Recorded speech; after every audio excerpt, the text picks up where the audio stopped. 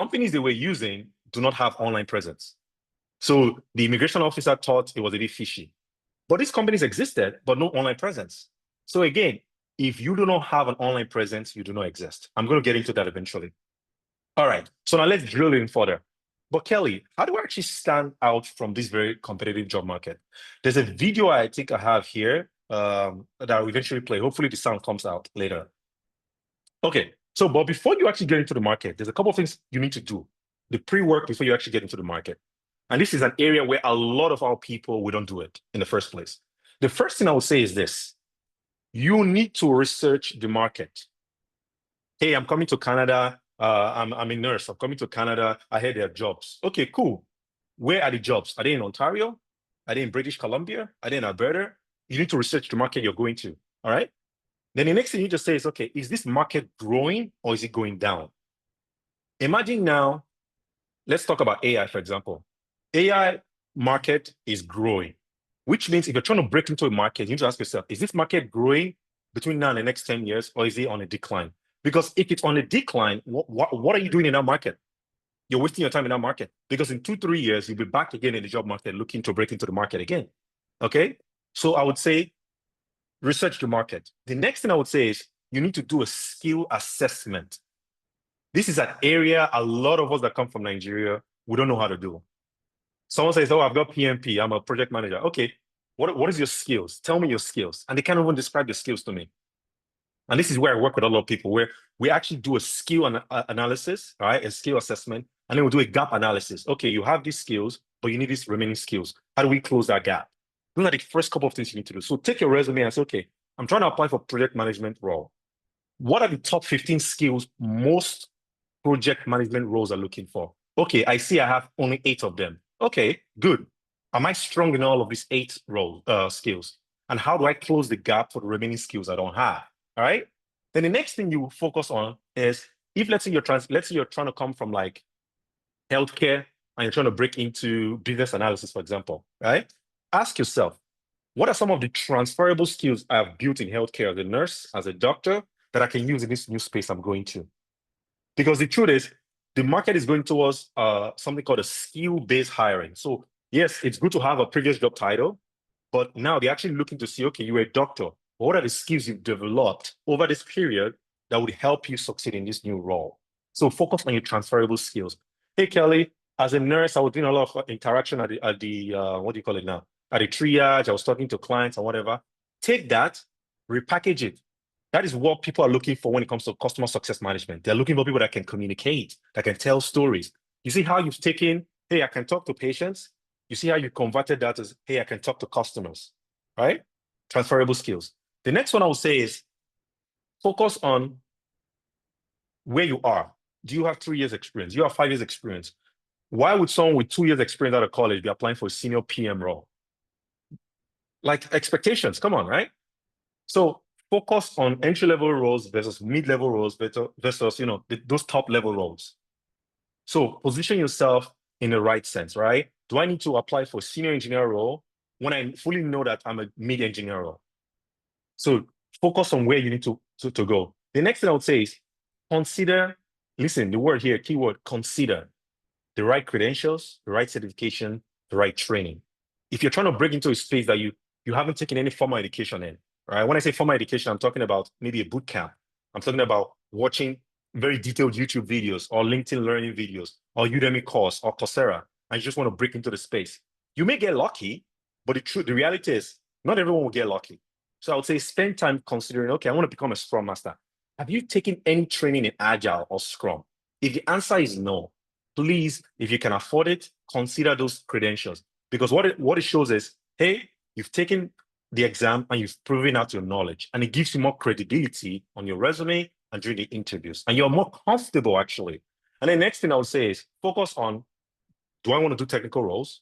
Do I want to do operations role? Do I want to do management role? Focus your attention, right? Maybe you're coming from Nigeria, you've done everything technical before, but because you land in Canada, they're like, oh, well, you don't really have a lot of technical Canadian experience. Maybe you need to switch into operations role now or a management role. And then the last one I would say is focus on your industry and how to build your network in that industry. People come to me every time, Kelly, I've been struggling for the last 3 years to transition into project management. The first question I ask them is, list 10 project managers you know. Most time, maybe they list one or two. I'm like, that's not enough. If you are trying to become a project manager, I expect you to surround yourself with project managers, because what happens is you're feeding up their energy, they're inspiring you, you're learning and growing from them. But if you are trying to become a project manager, right, and then you surround yourself with PSW workers, 10 of them, you're more likely to become a PSW worker than a project manager. That's the simple truth. If you go to the zoo or go to the forest, you see lions around other lions. You wouldn't see a lion surrounding himself with sheep or goats. It doesn't work that way. So again, it's the quantity, it's the quality of people you have in your network. So I'm trying to become a project manager, Kelly. I expect that in 3 to 6 months, you build a network where there's at least 10 project managers in that network. Because you see them, you learn from them, you feed off their energy, they inspire you, they challenge you. Okay? Let's move on here. Let's look a little bit into what's it called now? Let's drill down a little bit now. So you need to tailor your resume. When I say tailor resumes, I know you must have heard stuff like, oh, for every job you apply to, retailor your resume. For me, that's crap. I'm an engineer, I'm a licensed engineer, and today I work as a project manager. I have 2 resumes. One is my engineering resume from how many years ago? The other one is my project management resume. 2 resumes. I see people show me their folder, they have 100 folders with 100 resumes. I'm like, how are you even able to modify your resume every time? It sounds very inefficient. Okay. Remember this thing in primary school, they taught us the Venn diagrams, where they have like 2 circles and then one other circle at the bottom, and then there's a center where they all intersect. That's how you want to start writing your resume. I was dealing with this guy. He was trying to apply for manufacturing engineer role, process engineer role, industrial engineer role. He had 3 different resumes. I'm like, no, take these 3 roles. There's a common point where they all intersect. That's where you need to put your resume, right? And then take that resume and then start using that to apply. Because what happens is, if you're supposed to put out, let's say, 10 to 20 job applications a day, and you have to retailor your resume every time, by the end of the week, you'll be so burnt out that you've achieved nothing. Okay? So tailor your resume, find a sweet spot. Hey, Kelly, I want to go towards project management or BA because I have experience in both sides. So take project management and BA, draw a Venn diagram where they intersect. That's where you want to position your resume. Recruiters are looking for people that have, let's say they are asking for 10 skills. If you have 7 of those skills, they're okay. So those idea of, oh, I'm going to take all the 10 skills they're asking for in the job description and post to my resume, don't do that. Now recruiters are seeing through that because they know you're just lying. So the fact is, if you have 7 out of the 10 skills they're looking for, it shows the company that, hey, you're willing to grow, you're willing to learn. If you already have all the skills and experience a recruiter is looking for, you are overqualified for that job, which means in 6 months, you will pack up your load and you will leave that job, and it will cost the company more money to try to find a replacement for you. Okay? So tailor your resume to the job. Okay? Tailor your resume to the role, not to the job, to the role. Project management roles are typically similar across the board, right? So tailor your resume to the role, not to the job specifically. All right. The next one I would say is focus on keywords. Keywords. Gone are those days when you have to write resume, things like I am adept at SolidWorks or I'm adept at data analysis. You don't have to do that. Just put data analysis. Keep it short. No one is going to read a whole sentence like that. All right. And I will shed more light there when we get to resume. I think the next slide is a resume. And then I'll say the next thing you need to do is focus on the right job board. I was talking to a woman end of last year. She said the only job board she's aware of was LinkedIn. I'm like, no, there's many others. There's ZipRecruiter, there's Glassdoor, there's Monster.ca, there's KW Job Shop, so many. There's Google, I think Google for Jobs or whatnot, so many. So based on the jobs you're applying to and the industry, like if you go to, let's say, Indeed, right? There's some jobs I wouldn't go to Indeed to go look for. But then those same jobs, I'll go to LinkedIn because I'll find them on LinkedIn. If you're trying to become a CEO, you wouldn't find a CEO job posting on Indeed, but you find it on LinkedIn. So you need to be careful which of these job boards you're going to. Then the next thing I would say is make sure you are attending events, industry events, conferences, job fairs. It's important. You cannot just be in your house saying, oh, I'm trying to build my network, I'm trying to grow my network, and you're not really going out there to these actual events that you actually get to shake people and say hi to them. All right. Then the next one is make sure you're leveraging LinkedIn to build that relationship, to build that audience in your industry. It's very important. Very, very important. So let's look at some resumes, right? I know there may be some students here. So I've got two resumes that show one for students, one not for students. And I'm just going to leave this on the screen quickly. You can take a picture of this. But for every resume, there are about 5 to 6 segments that must be captured in that resume. The first one is your summary section. The next one is your core competencies and your skills, right? The next one will be your education and experience, right? The next one will be any certifications, any training, any community involvement. Those are the kind of things you want to capture. And the rule of thumb is, if you are a student, right, even though this is 2 pages, if you are a student, typically, your resume should not be more than a page, except as a student, you've had like maybe 3-4 years of experience. Then I expect your resume to be like 2 pages. But it shouldn't be more than 2 pages. It shouldn't be less than 1 page. Okay? Anything more than 2 pages, yeah, you're wasting your time. It's just too much. All right? But the rule of thumb when it comes to writing a resume, anything below 2-3 years, your resume should be 1 page, because I don't expect you jumping from one row to the next every time. So your resume should be about 1 page. But once your work experience is 3 years and above, then you can stretch your resume into 2 pages. Okay? So I'm going to leave this here quickly so people can see. If you can see, as a student, your education comes before your professional experience as a student. But now, once we switch over to a professional resume, a non-student resume, you can see your experience comes before your education section. Okay? It's very important. But then you can see that this is someone who's worked in 3-4 roles, right? They're able to stretch their resume into 2 pages. Again, summary section, your core skills and experience, your work experience, your training, education, you name it, any licenses and certification. That is what you need to capture in your resume. Anything more than this, I think it's too much. And one thing I see a lot of people struggle with, their intro section is like 6 lines long. No, the rule of thumb is 3 to 4 lines max. You don't want to go past that. You just want to tell them your years of experience, what you're capable of doing, and what you're looking for. 3-4 lines, you can do that. And then when it comes to your skills and your core competencies, use bullet points. Keep it brief, keywords, right? There's no point in saying, I am adept at project management. No one's going to read that. Just keywords, project management, team leadership, conflict resolution, right? Problem solving, negotiation, strategic planning, keywords. You see how clean and simple this resume is? This resume will beat the ATS system, right? Because it has the right keywords. But then this resume would also beat the human. And this is something you need to be aware of. When you apply for a job, there are 2 things that happen. You beat the ATS system, which is the resume scanning software, right? And then you have to beat the human who's actually looking at your resume, which means that you can actually beat the ATS system, but then you don't beat the human because your resume is so packed and condensed, no one can read it visually, right? So I would say this: create a resume that beats the ATS system, but it's also visually engaging, clean and tidy for the recruiter. I've sat in rooms where they're recruiting, and if you cannot capture the attention of a recruiter within the first 6 to 8 seconds, your resume goes in the garbage pile. That's how quick. So they want to be able to look at a resume and say, okay, skills, budget, IT, this. Okay, this person has the skills we need. Okay, software. Okay, they know PLM, they know Jira, SharePoint, good. All right.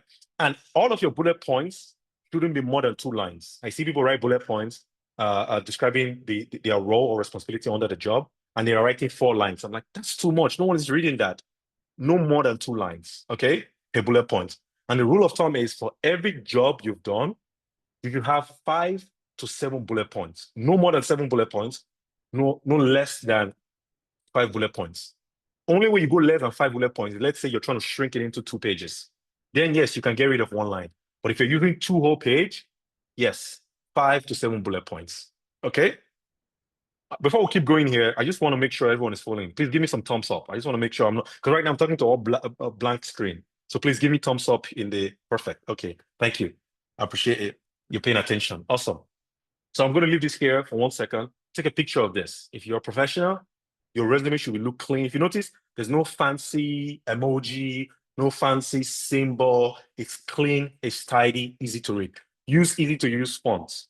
Things like Arial, Calibri, those are easy to read fonts. I see some resumes, they're like Times New Roman. Times New Roman is one of the hardest fonts to read visually. So whenever I buy books and I just open a book and I see Times New Roman, close it, I'm not even reading that book again. So easy to use fonts. All right. Now let's go in further. So another thing you notice here in these resumes is up here, there's a LinkedIn URL embedded here. This is something a lot of people don't do. You have to embed your LinkedIn URL on your resume, because the first thing recruiters do once they get access to your resume or your name, they look you up on LinkedIn. And recruiters like people that spoon feed them. If you can spoon feed recruiters, trust me, you're making their work easy, and it's making it easy for them to pick you as a perfect candidate. So you must embed your URL here, your LinkedIn URL here. And it's very easy to do. You can go on LinkedIn, you can follow these steps here, and you can find your LinkedIn URL and embed it on your resume. Because once they click on it, it just takes them to LinkedIn instead. They don't have to like type your name out on LinkedIn. So which means you've actually spoon-fed the recruiter. You've taken one step away from them. Those are the kind of people recruiters are looking for. All right. So when it comes to job boards, here's a series of job boards. You can take a picture of this. There's Indeed, there's LinkedIn, there's Glassdoor. The reason why I love Glassdoor is this. If you're applying, or let's say you're negotiating with a company for salary, Glassdoor is the best place you can go, because you can actually go to Glassdoor and say something like, let's say you're applying for a job at University of Waterloo. You can actually go University of Waterloo professor salary, and Glassdoor will bring you all the salaries of people that have actually reported their salaries, and you can use that number to go negotiate. So I love Glassdoor for that. And it's free. These things are free. There's Randstad, there's ZipRecruiter, there's FlexJobs, there's Google for Jobs. So take this and use these tools to apply for jobs. Okay. All right. So let's switch gears a little bit. Maybe you've heard this throughout last year. Personal branding, personal brand, my brand. I know. Let's talk about brands now. All right. Resume is just one part of it. Like I said earlier, the second part is brand.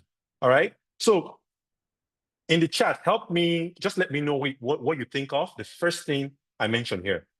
When I say TD Bank, what is the first thing that comes to your mind? Please let me know in the chat. I just want to see what people think. The first thing that comes to mind once I say TD Bank, or once you see this logo, TD Bank, what is the first thing that comes to your mind? Come on, guys. What is the first thing that comes to your mind once you hear the word TD Bank or you see the logo? Money, I see money. There we go. Money. Oh, there we go. Money. Okay. All right. I'm gonna switch that a little bit. Bank for new customers. Okay, great. So when I talk about Dollarama, what comes to mind? Dollarama. What is the first thing that comes to mind? Excuse me. Cheap things. You mean affordable things? All right. We're not cheap here. We're affordable. All right. Affordable things. Okay. Let's talk about Tim Hortons. Tim Hortons. What comes to mind? Timbits. Tim Hortons. What comes to mind? What comes to mind, guys? Fast food. Not cheap, guys. Come on. Affordable. Coffee. All right. Double, right? Timbits. Bagel. That's what comes to mind. Good. Do you know why those are the first things that come to mind once you see the logo or the company is mentioned? Personal branding. These companies have branded themselves over time, right? That's why you think of that. So for you as an individual, you need to start thinking like these companies. When I walk into a room and I say, let me pick someone's name here. Let's say Eno Akbala here. When I say Eno, what comes to mind when I say Eno? Or what comes to mind when I say Fidelia? What comes to mind? Or when I say Cindy, what comes to mind? That is what your personal brand needs to do for you, because your personal brand allows people to mention your names in rooms you have no access into. That's how powerful personal brand is. And for me, my brand has worked for me. I just got a call yesterday. There's a conference in Kitchener, and they're prepping me to be the keynote speaker, just because my brand was what someone said, hey, I think Kelly will be the best fit for this role. So your brand, it's important. I have a video here, and maybe please let me know if this video plays and you can hear the audio. So let's try it here. No audio. Oh, no audio? I could see it, but no audio. Okay, you could see. No audio. Oh, okay, that sucks. Because I've got my headphones. So let's try it. Let me try something here. Because it will be good, because this is a piece I saw from CBC, and I just think it's It's something anyone should look at. Let's say, share sound. Oh, okay, I wasn't sharing my sound. Okay, let's try that again. And just give me a thumbs up if you can hear the audio this time. Okay. What would be your advice for people to be able to stand out in this job market right now? Yeah, that's a really, really good question as well. I would say that it's so important for people to actually have an online presence. I can't stress enough that this world is looking more and more in terms of how people show up online. So if you're someone who doesn't have an updated LinkedIn, or if you're someone who doesn't actually have any other footprint online, you really want to think about what that means to you. Developing your personal brand is something that people are looking for more and more, so that they can say that people are standing out.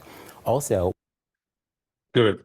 So you can hear that. This was on CBC. It's gotten to the point where like, yes, it's a thing now in the job market. You need a personal brand. Period. Okay? And we'll describe a bit more why it's important. So a strong personal brand. So just having a personal brand is one thing, but having a strong personal brand is another thing, right? I can have a personal brand that is negative. You don't want that. You want a strong, positive personal brand. Okay? So a strong personal brand would help you build authority in your field. That's one thing. People come to me today to figure out, Kelly, how do I break into robotics and automation? Because over time, I've built my brand online that, hey, I can talk anything robotics and automation. Because I worked in that field, I know how I broke into the field in the first place. So people see me as an authority figure there, right? It attracts trust and credibility.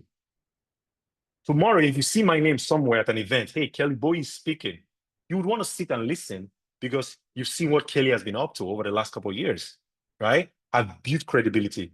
It establishes you as an expert in your field, okay? And the good thing about this is it actually gets you new business opportunities. I have had my highest paying clients come through LinkedIn. Just like, hey, Kelly, we've seen what you've done on LinkedIn. Can you come speak at this event? Here's what we'll pay you. They write me a check. Boom. Personal brand. And you can speak on anything. Let's say you are a medical doctor from Nigeria, or let's say you are a PSW worker. The fact is, there's a huge industry for PSW. You can actually be invited to come speak about your struggles or your challenges or your success stories about that industry, or you're a manager. So it's important, right? And the key thing here is you actually get noticed by your peers, by recruiters, and potential employers. There was a company I was working for when, in the height of COVID, I was working remotely, but just because of the things I was doing online, when I walked into the office, people would actually walk up to me like, hey, you're Kelly Boye, right? I'm like, yes. I'm like, oh, we see all the pieces you write on LinkedIn. Amazing. Love reading it. I'm like, these are people I've never met. These are like new folks that we hired in the company. Never met them, but they're able to see what I do on LinkedIn, and they're able to walk up to me and say, hey, I see what you do and I like it. That is the beauty of personal brand, okay? So now, I'll tell you why LinkedIn as a tool is one of the best things you can use as a professional to build that personal brand. So just to give you some context here, LinkedIn has over 1 billion members, which makes it the biggest social media platform for professionals. Bigger than Indeed. Indeed is not really a social media platform. Indeed, ZipRecruiter, some of these platforms combined, okay? On LinkedIn, you could build your personal brand completely for free. No one is charging you anything. You don't have to go build a website. Completely for free. And the reason why I love LinkedIn is this. Unlike Indeed, where you go, you search for a job, and then you apply. You don't really see who posted a job. You can't really find people working for that company. But on LinkedIn, you get to see who posted a job. You can actually message them directly. You get to see who within your community is working for this company, and you get to research the company. You get to see what they've been up to over the last couple of years. All right? That's why I love LinkedIn. LinkedIn is so big that in Canada, I think this report here, this map is a bit old, but in Canada right now, we have about 23 million people on LinkedIn. The Canadian population right now is about 41 million, which means for every 2 people, there's 1 person on LinkedIn. Which means if you're not on LinkedIn, what are you waiting for? Right? So look at the US. US is like, 300 million population. That means more than 2/3 of the US population is already on LinkedIn. So in Canada, that's just over half, right? So you have to be on LinkedIn if you're a professional. Not just a professional, if you're a business owner as well. LinkedIn is a good place for you to sell your business, to attract high-paying clients. And why I like LinkedIn is this, unlike Instagram, where clients will message you like, hey, madam, Oga, you reduce the price now. On LinkedIn, no one haggles me. The price is 1,000. You go pay, I do not go pay. I go pay. All right, let's do business. That's it. My highest paying clients come from LinkedIn. Okay, so here's a couple of things I want you guys to think of. Most people I meet, especially in my community, here's the way they think about LinkedIn.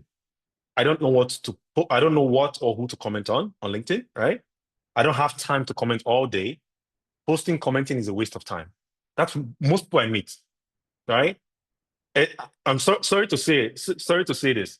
I've also dealt with a lot of people that maybe a decade or 2 decades ahead of me in their careers. And they're so advanced that they're like, Kelly, I don't have time for LinkedIn. I'm like, I know, but are you struggling in the job market? Yes, then use this tool because it would help you. You just need to learn, right? What you need to start thinking about LinkedIn is this. I need to write each comment with intent. I see people comment every time. Good job, good job, good job. That's what they comment. I'm like, that's so boring. It sound like you're a robot. No. Take time to read through what they've posted and comment. Because when you post and people keep saying good job, good job, good job, for me, it just shows you haven't really read the content, right? So it's not just about engaging, right? It's much easier to write one comment than to post on LinkedIn. So I tell people, if you don't know how to post, start with just commenting first. Start with resharing other people's content first. Over time, you build this, oh, I know how to write now, right? Or I think I know what to post about, okay? And then commenting on LinkedIn actually gives you more visibility than posting on LinkedIn. That's something some people don't know. People think, I have to go on this platform and start like posting. No. Just commenting on the platform, just commenting actually gives you more visibility on the platform than posting. So the trick is, go on the Nairo's post and comment. Hey, I attended this Nairo's event. Kelly was speaking. Here's what I learned. Bullet points. Boom, boom, boom. That's it. Okay? I know you're wondering, oh, what do I post? This event you're attending today, this webinar, is your post for Monday. Take a snippet of the screen, of your Zoom screen. You go on LinkedIn and say, hey, I attended this, how to crack the job market in 2025, hosted by Nairo, facilitated by Kelly. Here's what I learned. List the top 3 or top 5 things you took away. That's the first post for 2025. And make sure you're tagging Kelly, make sure you're tagging Nairo. Because when we say it, we comment, we reshare it, and that's how you get visibility. Okay? So now, Kelly, how do I build this personal brand? Show me how to do it. I'll show you guys. All right? So just before we get into those things, I want to say something.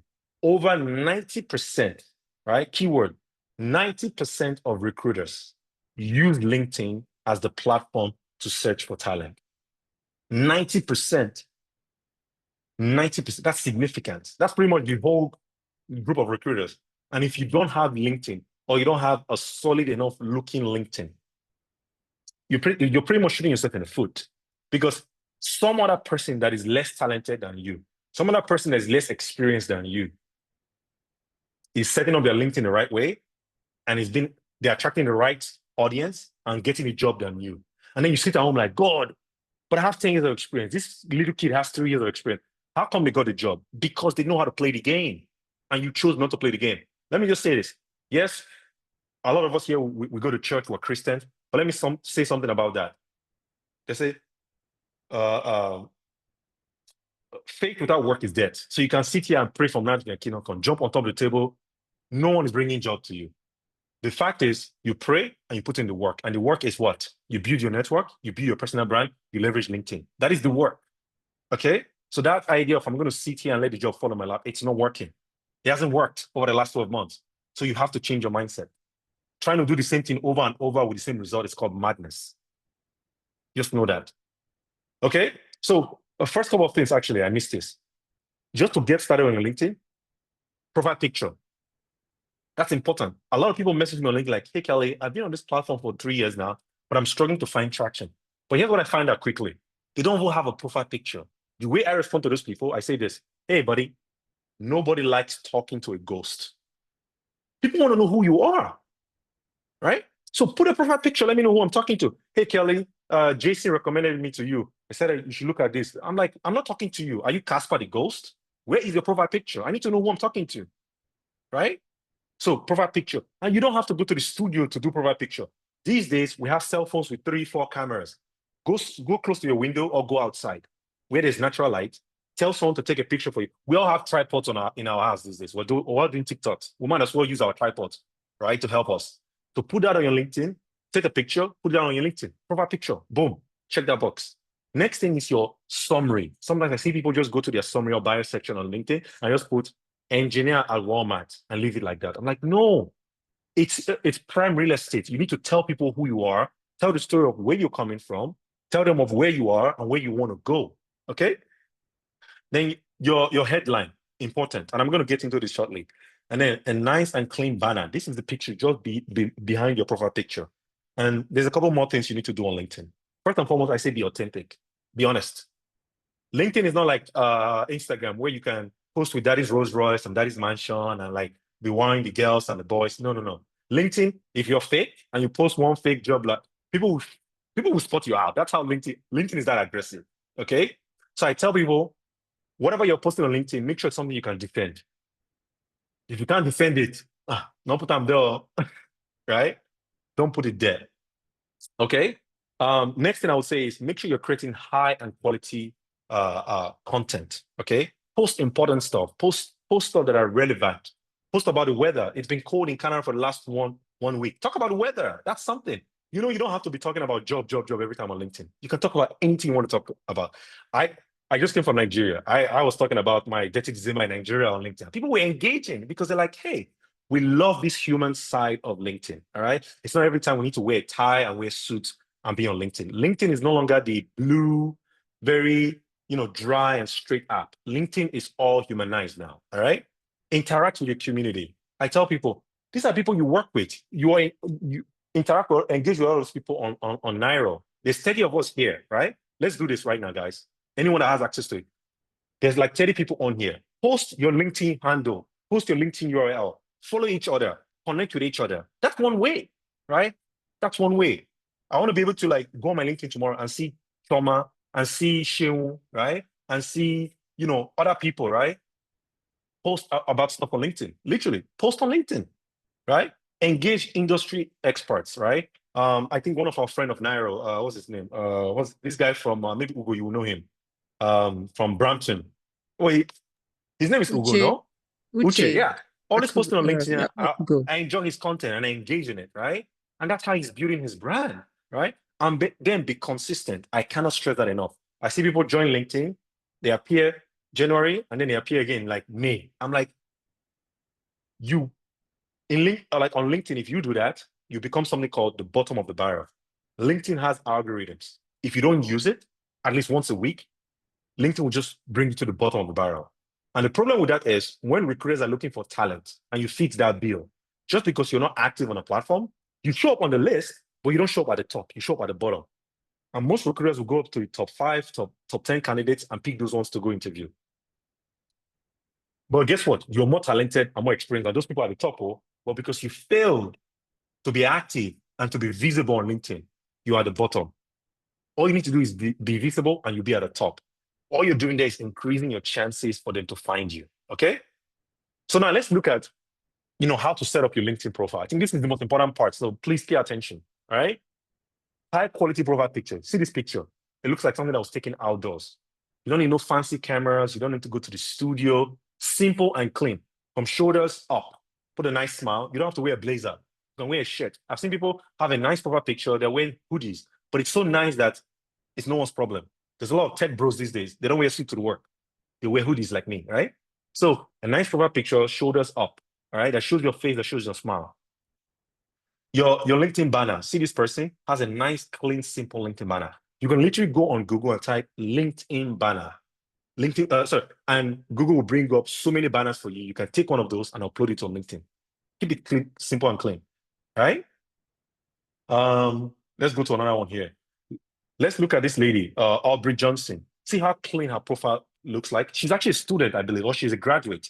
And you see how clean she's made her profile. And by the way, guys, if you're looking for your LinkedIn URL, this is the place to find it on LinkedIn. Open your profile, and you can see it here on the right corner. So if you're struggling to find it, it's right there, right? That's what you need to take and embed into your resume. You can see how she's highlighted, hey, I'm Aubrey Johnson. She's a communications graduate of International School of London.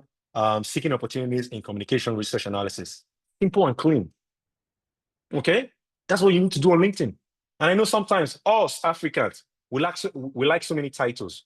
We'll put MBA, CPA, this. I'm like, that's too much. I think if you have like 1 or 2 designation, you can have it on LinkedIn. You can attach it to your name. But once it's more than like 2 or 3 designation, it becomes too much and it's not nice to look at visually, all right? So I would say, if let's say you have an MBA and like a PMP, I would say add it. But once you have like MBA, PMP, CPA, MD, it's too much, okay? Moyo, I see you've raised your hand. I'm just going to take a question. Let's just take a question from Moyo. Please go ahead and ask a question. Oh, hi, Kelly. Thank you. Hi, everyone. So just when you were speaking on the profile picture, Yeah. I have a question there. So my question is, what if you use a picture that isn't, for example, on my LinkedIn, my Yeah. picture is myself and a monkey. It's a clear picture. It's me smiling, holding the monkey. I found out, I decided to use it as my LinkedIn picture because it's also my picture at work. And I found that when I use that Okay. at work, people get relaxed when they see it. It starts conversations easy. People ask me, oh, what's that? You know, something to laugh about. What are your thoughts on that being LinkedIn profile picture? That's an interesting one. And thanks for the question. I think that's a great question. Because sometimes I've seen people have bikini pictures on LinkedIn. I'm like, are you selling bikinis? Are you trying to sell yourself? Which one? Do you want people to take you seriously or not? The truth is, I get why you would use a monkey picture at work, like within, let's say, your Zoom chat at work. That's different. Your team already knows you. Cool. But on LinkedIn, not everyone knows you. So if I'm a recruiter and I'm trying to come to Moyo's page and I see you holding a monkey, you may have the right credentials, but just, like they say, first impression matters a lot. If I see you holding a monkey, I may not take you seriously. I see people hold fishes, just like you do on the Tinder bio. I'm like, I'm not taking this person seriously, right? Please show me someone on LinkedIn that is a go-getter, maybe someone high up there in the ranks that has a monkey or holding a fish. No one. So I would say for LinkedIn, if you have and I know, Moyo, come on, and I know you've got some nice pictures, I would say put a nice, simple, clean picture on your LinkedIn.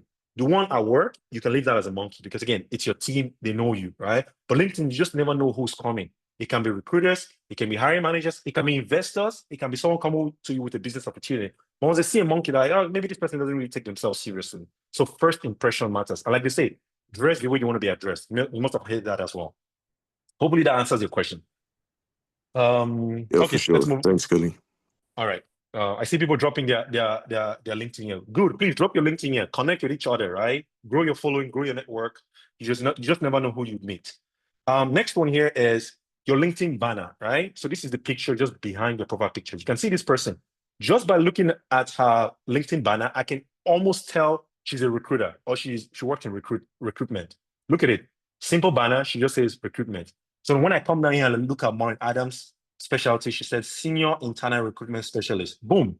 Just by looking at her profile picture and her banner, I can tell what her value proposition is all about. So keep it simple and clean. Don't complicate it. If you look at my LinkedIn banner, it's complicated. You know why? I use LinkedIn to find full-time job, but also use LinkedIn to run my business on the side. That's why my LinkedIn is complicated. And if you don't have the skills I have with Canva and whatnot, you may not be able to create a very detailed LinkedIn banner like I do. So I would say, keep it simple. Go on Google, just type LinkedIn banners for project managers, LinkedIn banner for cybersecurity specialists, and Google will provide you some examples you can use. All right. Now let's move on. I was saying earlier, when you engage with people on LinkedIn, make sure you are being yourself. Don't just go there, thumbs up every time. Good job, good job, good job. Yeah, I know sometimes we get lazy and we just say good job, but make sure you're actually saying, you read the content, right? Or you watch the video and then you comment, right? And once people are commenting on your content on LinkedIn, make sure you're engaging with them. Like I said, it's one of the best ways to build visibility on LinkedIn. It's not even about posting. It's actually engaging with the community and commenting, all right? So comment. One of the best ways to network on LinkedIn, I tell people this, one of the best ways is actually going on people's profile that you want to network with and just commenting. Do that for like 2 weeks. I guarantee you, they will remember your name. I got a message yesterday from a CEO of a company that we've been engaging with each other for the last 12 months. She sent me a note yesterday, a voice note on LinkedIn. She said, Kelly, I thought we've actually like exchanged messages here, but we haven't. I just wanted to say hi. I saw something you posted a couple of weeks ago. Are you able to send it back to me again? And that was it. This is the CEO of a company in Toronto. Just that every time she posts, I find her content fascinating. So I engage. Over time, she was the one who sent me a message instead. That was it. So commenting is one of the best ways you can network with people. All right. So here's some additional examples to you guys here, right? So if you look at this person's profile, right? Kaiser Chan, the moment you look at his banner, you can tell he says, I transform products from vision to reality. You can already tell this guy works in product management or product design just by looking at his banner. So the fact is, if I'm a recruiter, I don't have to sieve through your profile to understand who you are. Just the first couple of things you've showed me, I already know who you are. I've already built my narrative in my head. But if I start drilling into your LinkedIn to figure out who you are, you're wasting my time. I'm just going to go to the next candidate. Recruiters are just like you. They are very busy. So you have to spoon feed them. Look at this lady here, right? Helping businesses implement channel strategies to drive revenue growth. You can tell she's into like maybe finance or business management. So when you come down here, it says channel account manager, right? You can just tell, just by the profile, you can tell what they're up to. So Moyo, if I look at your profile, I should be able to tell, hey, you're into data analysis or into business analysis or cybersecurity. I should be able to tell right away. I shouldn't have to like drill into your profile like, oh, what does Moyo do, right? Because as a recruiter, I don't have the time. I want 5 candidates. Once I open your profile, I just want to scan through it. Okay, Moyo is one of them. Oh, Jane is the next one. Oh, this person, no, I don't want. That's how you want it to play out for you. And these are some samples, some additional examples for you to take profile picture.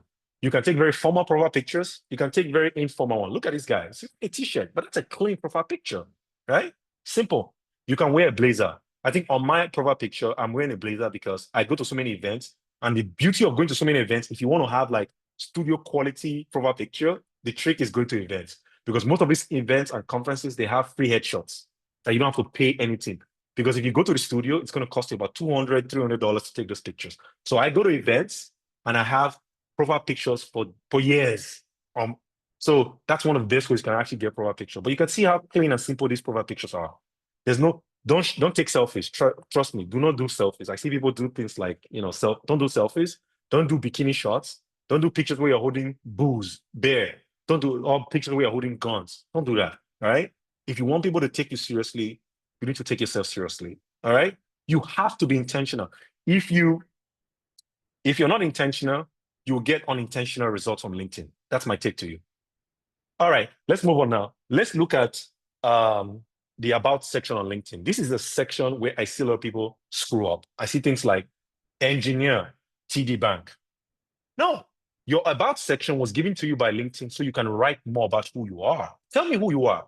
Tell me I'm a Scrum Master, I'm into product management, I've done this, I'm doing this right now, and I want to do this, right? So I tell people, sell your track record, sell the past, sell the present of what you're doing, but also sell the future of where you're going to. That's what I want to read about as a recruiter, all right? And I'll give you some examples here. So let's look at this person here, Damilare, right? See how clean Damilare's profile look like. And you see within 3 to 4 paragraphs, he's written about who he is, right? He's talking about, his journey, where he started from, growing up. I find that story very fascinating, right? But you see how brief it is, he's kept it, right? And the same thing with Desiree here. Desiree has used 2 paragraphs. So I would say 2 to 4 paragraphs is what you're looking for your About section on LinkedIn. But I also know a lot of people from Nigeria, we're not great writers. So one of the best tricks you can use is this. Listen to this. Take your resume, copy it, go to ChatGPT, type out, hey, ChatGPT, write me a LinkedIn About section with my resume. And then paste your resume. ChatGPT, and also write it in paragraph form, 2 to 3 paragraphs. ChatGPT will write you your first draft. Take that draft, modify and edit the way you want, copy that, and paste on your LinkedIn. That's the quickest way. If you're looking for a shortcut, that's the quickest way you can do. So leverage AI. I'm going to talk about AI later, but leverage AI, okay? Are we all good with that? Thumbs up. I need to make sure everyone is okay with that. Thumbs up. Let's see. Okay, I'm getting a call. Okay, perfect. Thank you, Mom. Thank you, Mom. So now let's look at some LinkedIn examples. I know, but Kelly, I still don't know what to post. Like I said, one of the first things you can post for this year is this webinar you're sitting in right now. Take a screenshot, take a picture of your desktop or your phone. Go on LinkedIn, right? Hey, I attended this session with Nairo and Kelly Boy. Here's what I learned. oh, my mindset has changed from X to Y to Y to Z, right? And stuff like that. Post it, tag Nairo, tag myself. Like I said, if I see it, I will reshare it, I will comment, I will like it. That's how you get visibility, okay? And once you do things like that, other people see you like, hey, I think, essay is up to something this year. Maybe essay wants, and then once they see one post, 2 posts, 3 posts on essay, they're like, okay, essay is up to something. Like, what's she up to? People will start coming to your profile. And one thing about LinkedIn, it will send you a notification like, hey, people are looking at your profile. People are looking at your profile.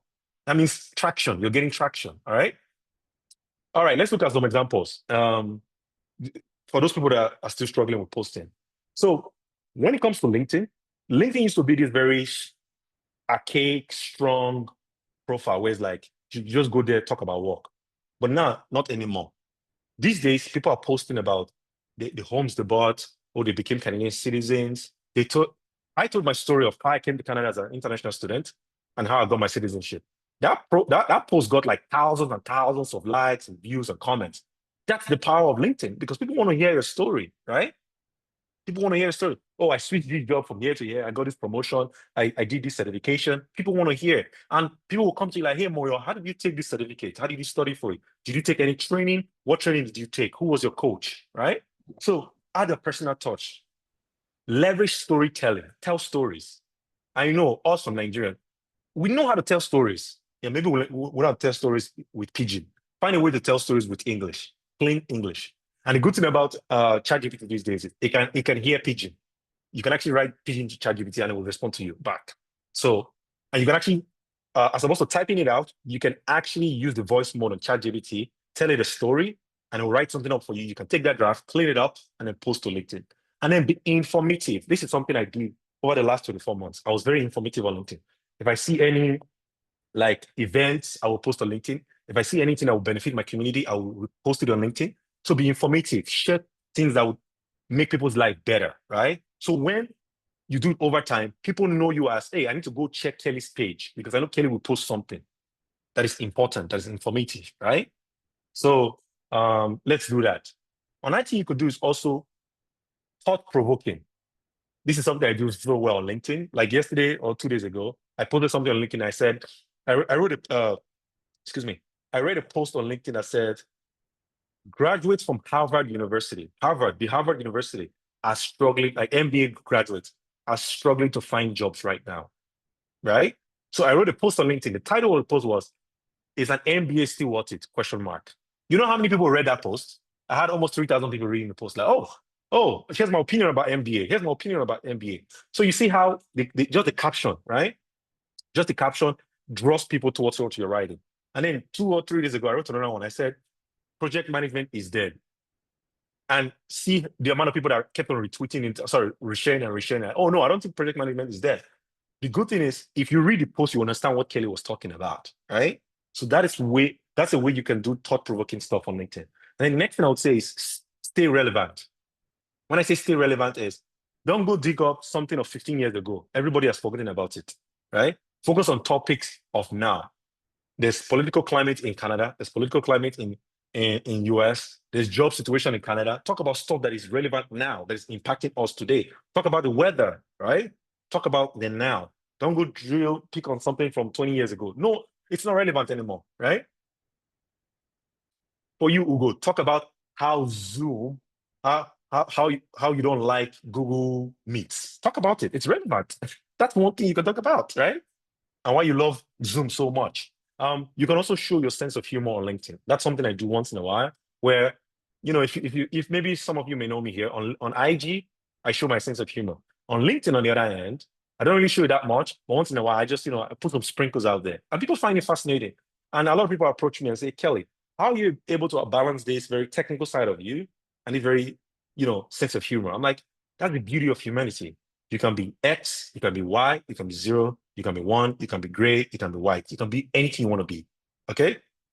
So here are some examples of me just taking pictures. I go to events. This is the mayor of Kitchener. I just say him at an event. I'm like, hey, Barry, you want to take a picture? Like a selfie? He's like, yeah, why not? We took a selfie, boom.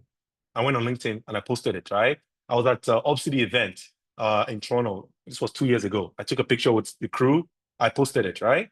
Here's some additional stuff I post as well. Just some stuff Sometimes I take snippets from Twitter and I come on LinkedIn and I post it. That's one of the best things you can do for yourself. I go on Twitter, I go on IG, I see stories that are relatable to people as professionals, and I take them to LinkedIn and I post them there. And people are like, oh, wow, I never saw it like that, right? This is thought-provoking, Kelly. You've changed my mindset. That is what you want to do on LinkedIn. All of this you're doing now, it's not to become an influencer. All you're doing is building your personal brand. Because now you become this authority figure on LinkedIn. You become this person that people go to look at their page just to learn something, all right? Okay, so now let's look at things to avoid posting on LinkedIn. As much as I say you can post anything on LinkedIn, there's a whole group of stuff you should not be posting on LinkedIn. Couple of things. Spamming. Please do not spam people on LinkedIn, okay? Avoid over-promoting a business or someone on LinkedIn. Don't over-promote yourself or your business on LinkedIn. People will see through you, okay? Discussing topics you're not fully aware of. Things like abortion, gun violence, the politics in America, right? Or things like abortion. I don't know more, or the war in Ukraine. I don't know much about those topics. You won't find me talking about them, right? So try not to post stuff that you're not aware of. The next thing I will say here is post pictures of yourself, but try not to post too many selfies. Selfies are for Snapchat and IG and Twitter, whatever, right? Post selfies, but not too much, okay?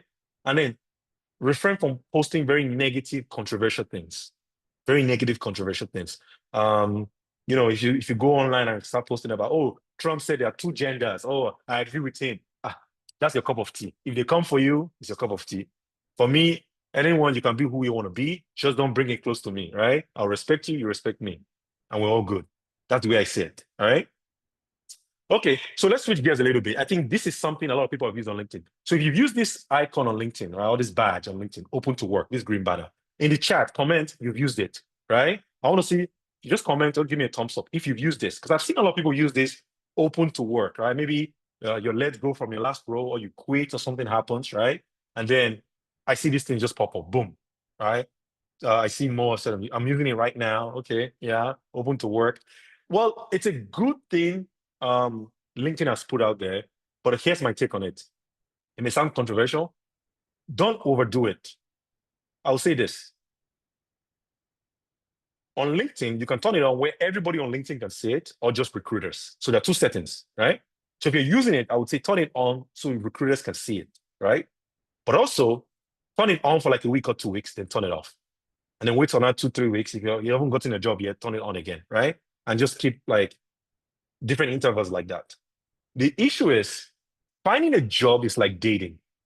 You have to create desire. Unfortunately, recruiters tend to ask any recruiter, they will tell you, we go after people that have a job. That's what most recruiters do.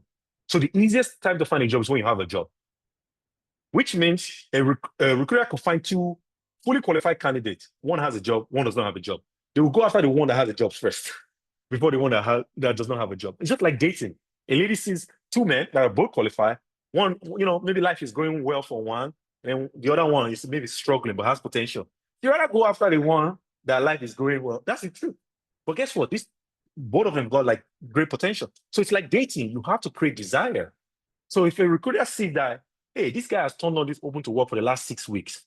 They're like, okay, this guy is getting desperate, right? So you have to show desire. I'm just telling you, dating is like finding a job. You got to create desire. Period, right? Oh, is there a question here? That was a question for you. What question? Oh, I'm Yeah, using, okay, I meant, no. I meant I had that question written down to ask about this open to work thing, and you brought it up. Yeah. Fantastic. Yeah, okay, I'm glad we covered that. Okay. So it's like dating, create desire, right? So turn it on, turn it off as needed. You don't have to turn it on for the whole LinkedIn to see, right? But turn it on, turn it off. And then there's something here I say LinkedIn calls the LinkedIn All-Star status. So that means if you want to be at the top of the list every time someone is looking for a candidate that you fit the profile, there's a couple of things you need to do on LinkedIn. You need to have your current position, right? You need to have your industry. You need to have a photo. You need to have your summary section. You need to have at least 5 skills. That's another area I see a lot of people, they create a LinkedIn profile, no skills attached. So when recruiters are looking for candidates with the right skills, they don't find you, right? And then your education. And according to LinkedIn, if you are able to have these 5-6 things, you are 40 times more likely to be found in a search. Just by having current position, industry, photo, summary, location, your 5 skills and education. You are 40 times more likely, which means you'll be appearing at the top of searches, not at the bottom. So if I'm looking for a candidate that has project management experience or skill, negotiation, business development, data analytics, and you have all of those skills, but you haven't captured them on LinkedIn, you'll be at the bottom of that list because I won't be finding you at the top of the list, right? So do these things to increase your chances, all right? So I'm going to leave this on the screen. I call this the profile checklist. Take a picture of this because this will help you. Take a picture. After this call, look at your LinkedIn and say, okay, do I have headline? Do I have profile picture and banner? Do I have LinkedIn summary? Do I have my current job title? Do I have my zip code and my location, right? Do I have my work experiences, my education? Do I have 5 skills? Take a picture of this and double check, validate, and verify your LinkedIn profile. If you have all of these items here, you're already on, you're already at a start doing well for this new year. Okay? All right, let's move on here. Okay, so for me, these are tools that help me create content on LinkedIn. I use ChatGPT, one of the best tools out there. I use Grammarly to check my grammars. I use Canva. So all of these nice pictures you're seeing popping on my LinkedIn or my IG, Canva. My slide deck, I'm sure right now you can tell this was not created with PowerPoint. PowerPoint is boring. I use Canva slides, right? So Canva, great tool. I've used Canva in so many meetings that I walk in after my presentation. This executive walked up to me like, Kelly, where did you get this presentation from? Like, dude, I use Canva. Like, I can't do this on PowerPoint. PowerPoint is too boring, right? So, all right. So let's switch gears now to networking. We're coming towards the end of our session, at least in terms of the content I have. So let's look at our networking. So in the chat, right? Let me know, what do you think networking is about, right? What is networking to you? What is networking to you? And maybe if that's too long, let me know. Why do we recruiter? I'm not sure I follow you, Eno, there. I'm not sure I follow your question there. Why do we recruiter? So maybe you can rewrite your message there. But just to everyone there, please let me know where you think people can network. Where are some of the best places people can network? Let me know in the chat. I just want to know, because for every group I deliver this lecture to, everyone has a different idea of where to network. And I find it very fascinating. Let me know where you think is the best place to network,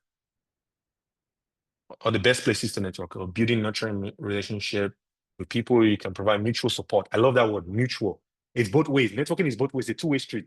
Because if you're collecting from me every time, you're parasitic. It has to be both ways. I scratch your back, you scratch my back. That's what networking is about, okay?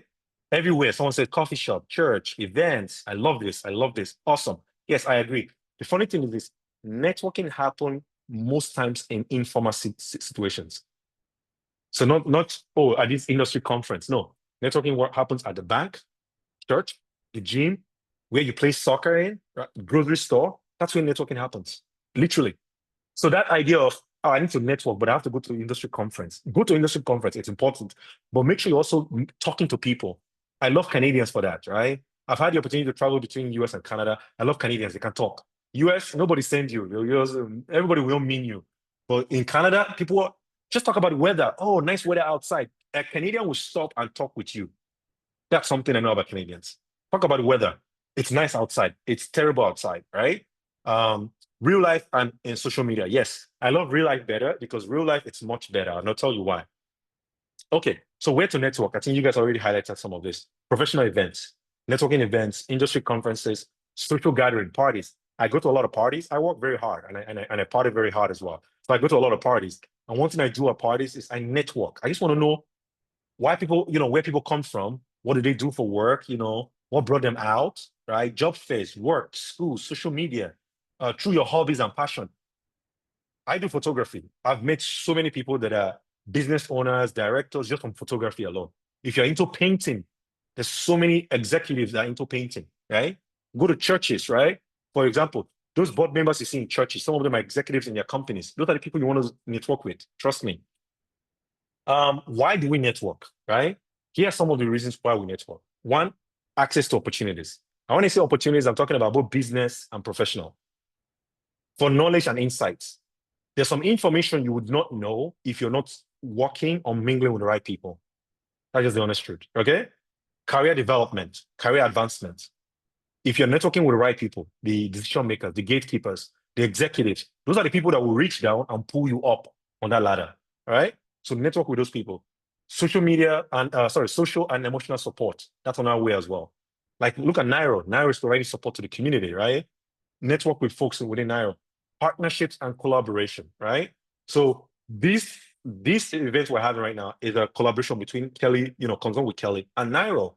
So you see how we're working together? Networking does that, right? Networking does that. You interact with people. And here's something I call my networking tips. 9 habits for effective networking.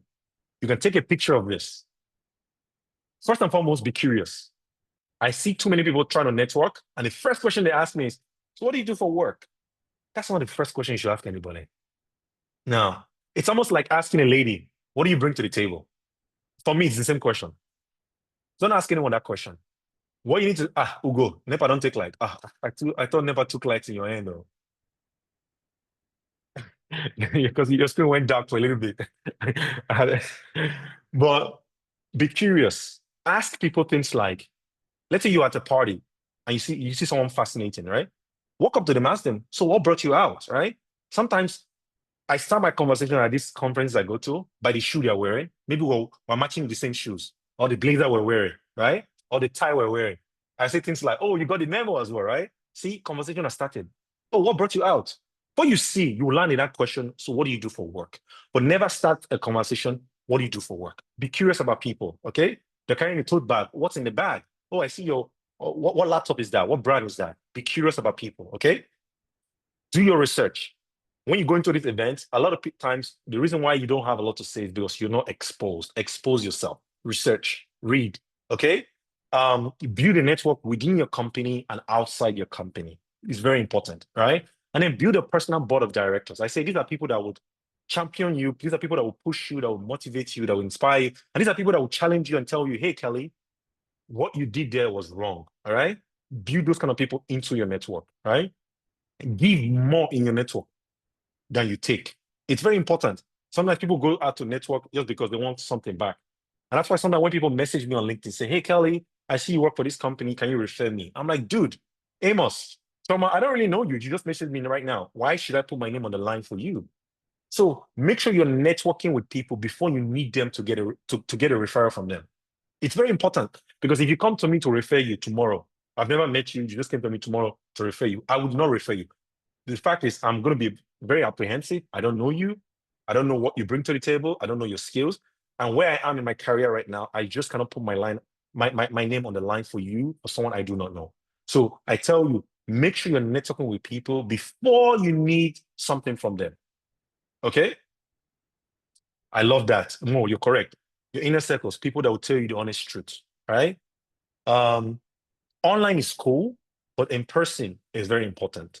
I started networking online, but I made the habit within the last 24 months. I started going to events. I live in Kitchener-Waterloo, but if you notice, I'm always in Toronto every weekend. Why? Doing what?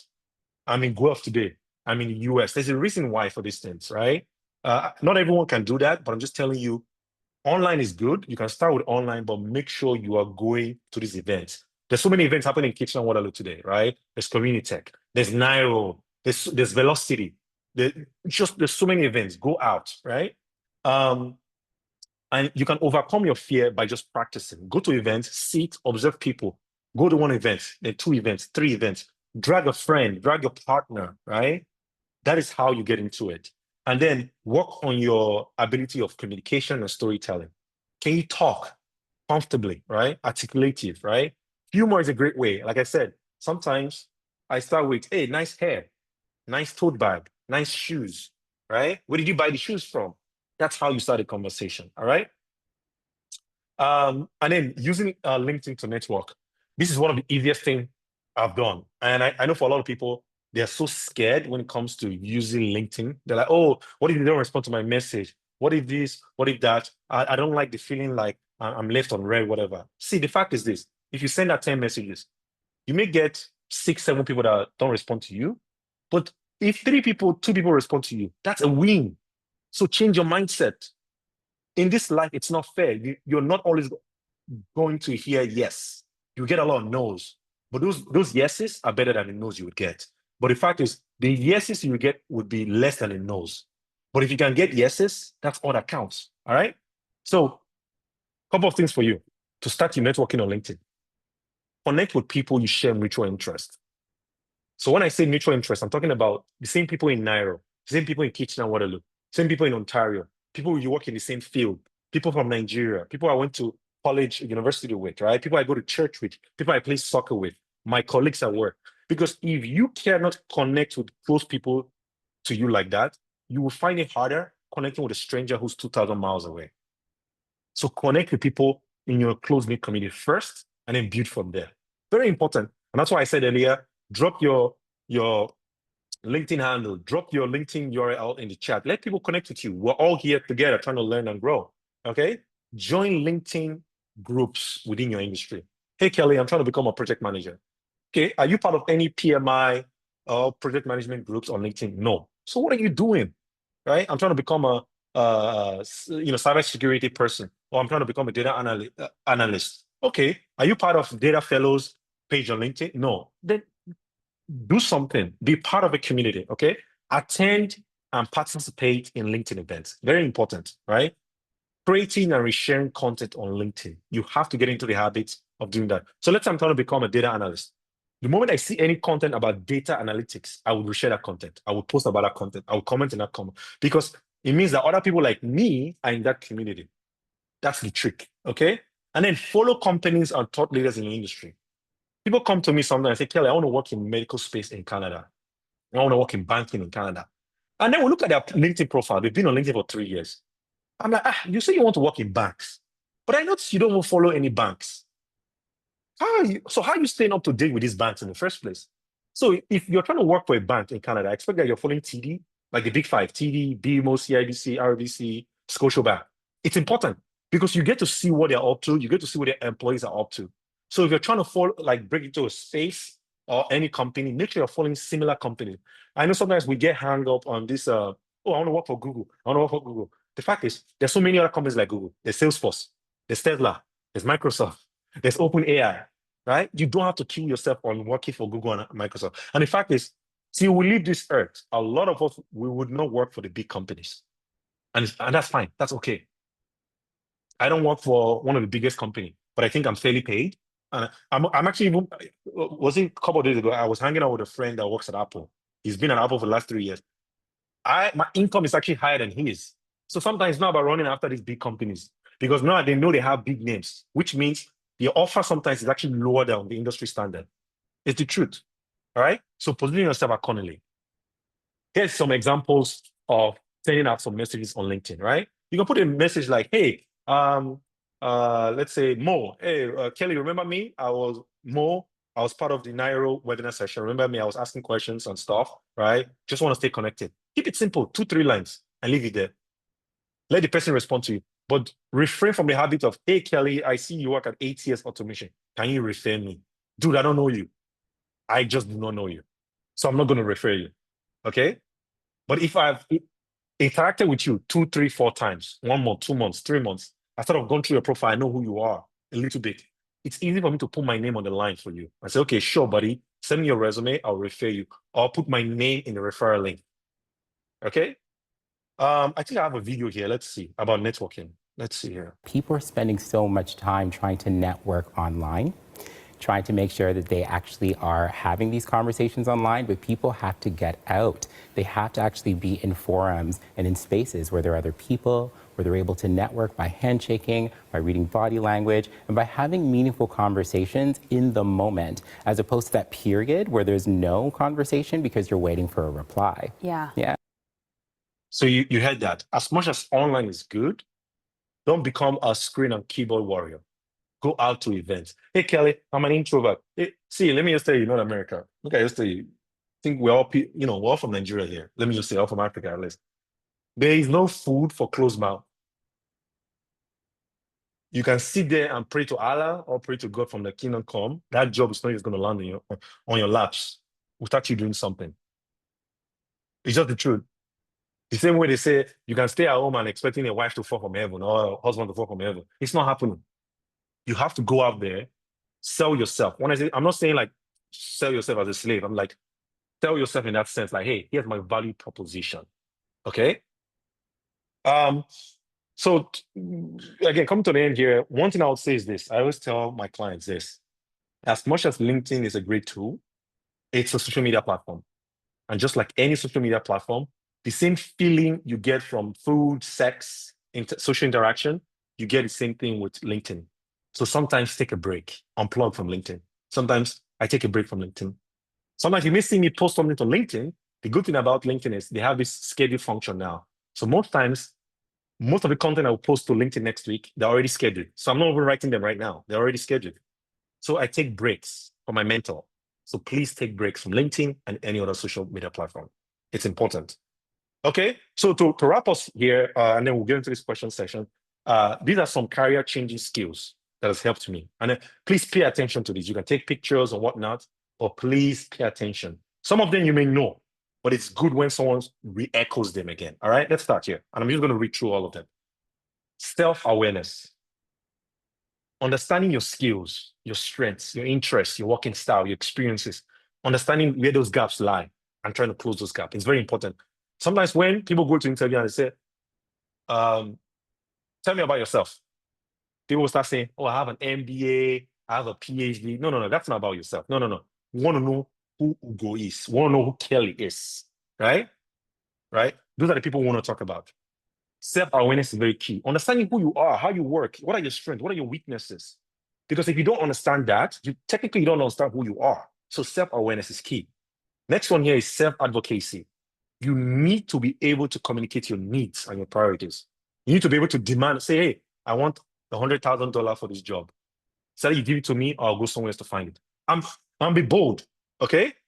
Not that you want 100,000 based on your experience, and then they're offering you 75, and you say, okay, I will take it, nice, fine. No, self-advocacy, because if you don't advocate for yourself, nobody will do that for you.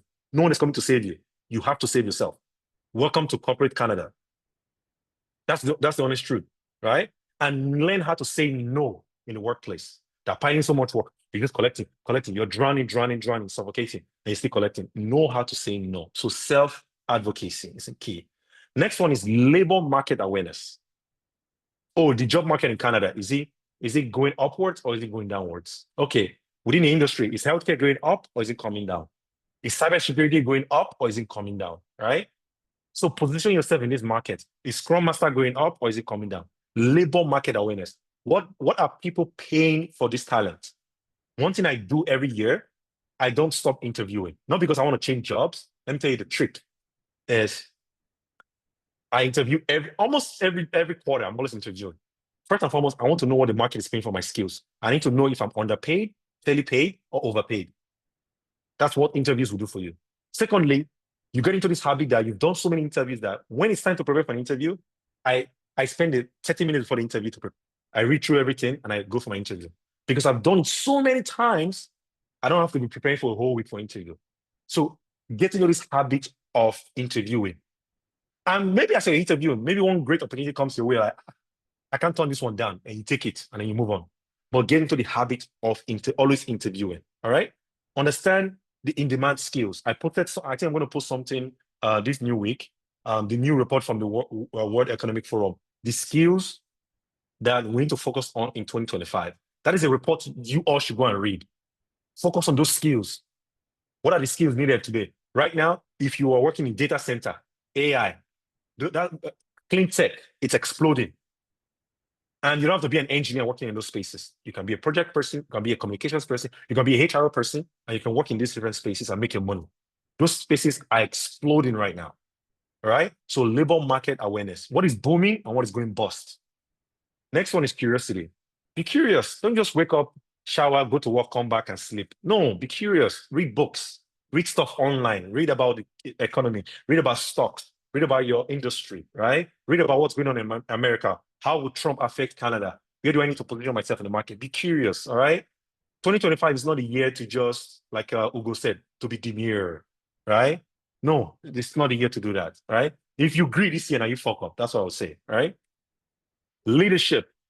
Not everyone will become leaders, I know, but it's important. If you think you are blessed with leadership traits, leverage it at work, you will climb up the ladder very quicker than you expected. That's something I know. Like my boss right now, she was an engineer in one corner. They had to go pick her because she was so good at what she does, and they put her on a track to executive position. So if you got leadership, whether you're leading in church, you're leading within your family, within your community, show that same leadership at work. That will take you up the ladder very quicker than you expected. Another one is adaptability, the ability to change, to pivot, whatever.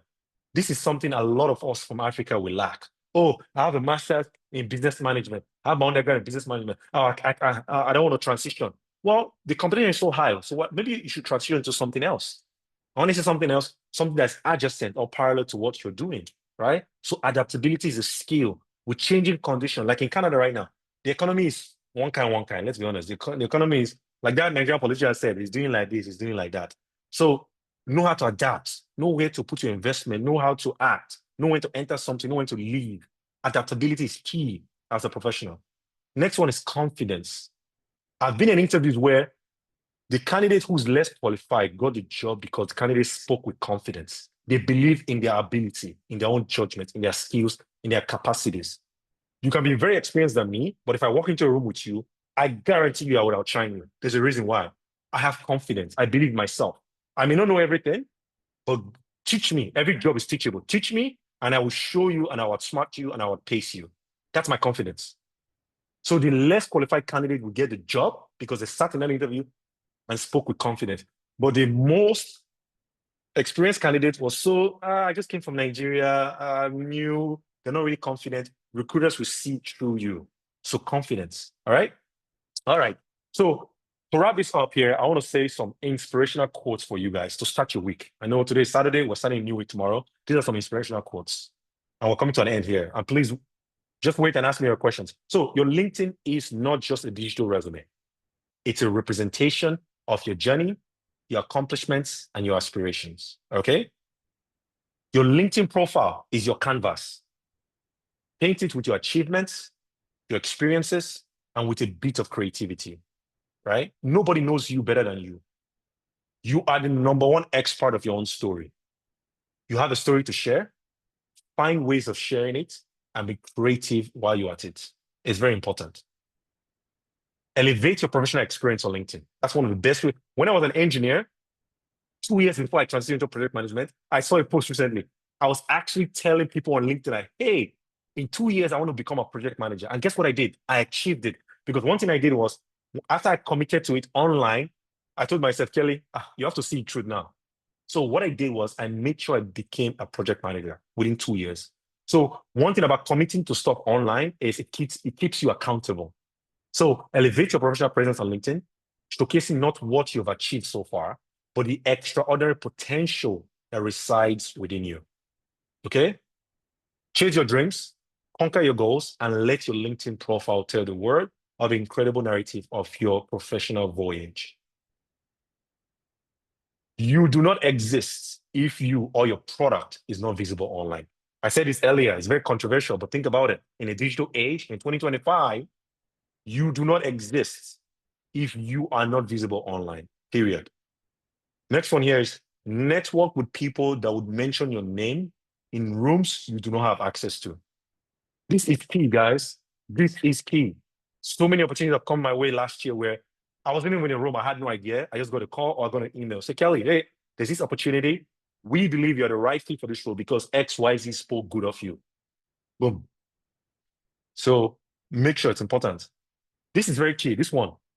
Us Nigerians, we know how to do this thing very well. We just finished an MBA and we're working at Google. Or let's say we're working for Rogers. We just focus on Rogers. No. Sell your past. How you started as an international student, how you did PSW, and then you became the medical director of this other company. Sell your presence, and then sell where you want to go. That's the story recruiters want to hear because they want to know. Because if you go to interviews, they always ask you this question, right? Where do you see yourself in 3 to 5 years? Because they also want to know where you're going, right? Not just where you are now. Yes, we know what you want this job, but we want to know where you want to go as well. It's important for the company because it aligns with where the company is going, right? It's important. So sell your past, sell your present, sell your future. It's very important. Your career path doesn't have to be linear. gone are the days during our parents' time when they started as junior staff and then they climbed up to something and then they climbed up to something. That I don't go. Now careers are like zigzags, whatever you want to call it, right? You start here, you get laid off, you come back, you start again, you go up. That's how careers are these days, all right? And that's okay. Don't beat yourself up, all right? If your career is not linear, like some people, it's fine. Run your own race and try not to compare with other people, right? Comparison is the thief of joy, please, right? Do not compare your chapter 1 with someone's chapter 20. You're doing yourself a disservice, all right? Master AI before it masters you. The truth is, AI would not take your job. You would be replaced by someone who has learned how to use AI. Period. AI is not going to take your job. If you don't learn and grow and move with the wave, someone will come to replace you because they've learned how to leverage AI and different tools, okay? So you would not be replaced by AI, you'll be replaced by someone who knows how to use AI. You're more experienced and knowledgeable than you think. It's the truth. Oh, Kelly, I just finished school. I only have 1 year experience. The fact is, you have more knowledge and experience than someone who's in third year in college. So you're more experienced and knowledgeable than you think. You have more experience and knowledge than people in Nigeria right now. So share your knowledge, share your experience, right? Share your struggles, share your successes, right?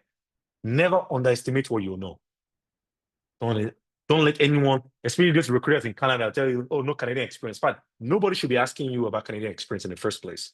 And make sure you're confident telling them and calling them out on their bullshit, all right? Never underestimate what you know. Think globally, but act locally. The fact is, you are competing in a global landscape now. I said this earlier when we started this call.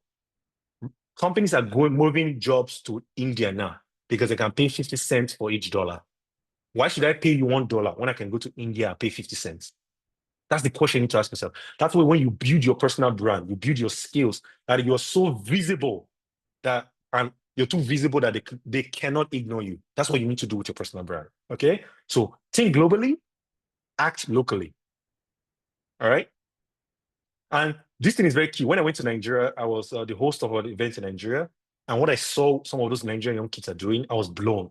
People are making, in Nigeria, imagine you're making as a young, maybe 22, 25-year-old kid in Nigeria, you're making 1,000 to 15,000 USD per month from your mom's basement, or not basement, from your mom's house in Nigeria. So these people are, they're thinking globally, but they're acting locally. So they don't have to jackpot anymore. You know why?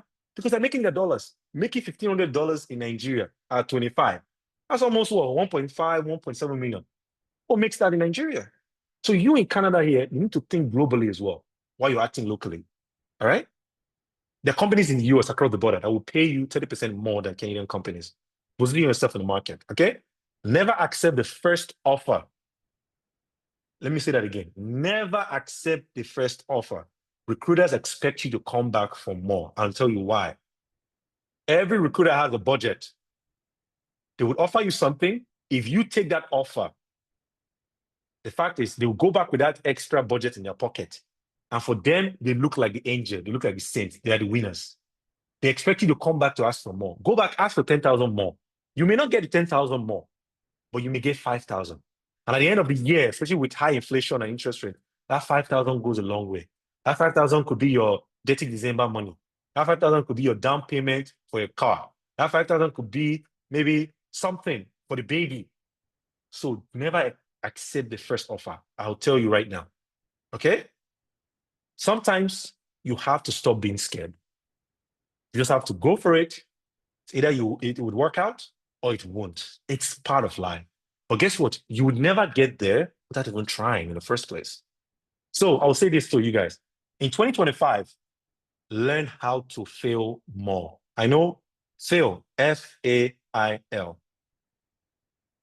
Fail, the way I interpret it is first attempt in learning. Learn how to fail more. Failure is just part of the journey. The most successful people on planet Earth are the people with the highest number of failures. And you know why? Because they dare to try. And for me, I'm at a point in my career and business and personal life where the fear of failure, the fear of not trying outweighs the fear of failure right now. And I pray that you get to that point in your life where the fear of failure is so small and minute that, like, you know what, screw it. What if I fail? What else? What if I fail? And the older you get, right, that failure expands and expands. But if you're young like me, I would say, give it a go, right? What is the worst that could happen? Anyways, I'll give you guys some homework. I'll let you go with some homework here. I'll take a picture of this. Again, this ties back to your LinkedIn.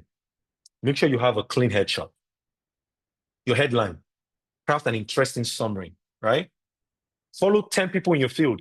There's at least 30 people here. Follow 10 of them already. People have dropped there's like 35 of us on the call. People have dropped their LinkedIn profile stuff here. Follow people, okay? And then I'll leave you with this, right? Who agrees that knowledge is power? Thumbs up, please. I want to see people that agree with that statement. Knowledge is power. Give me thumbs up, please. We're coming to an end here. Knowledge is power. Okay, knowledge is power. Okay, I see a couple of thumbs up.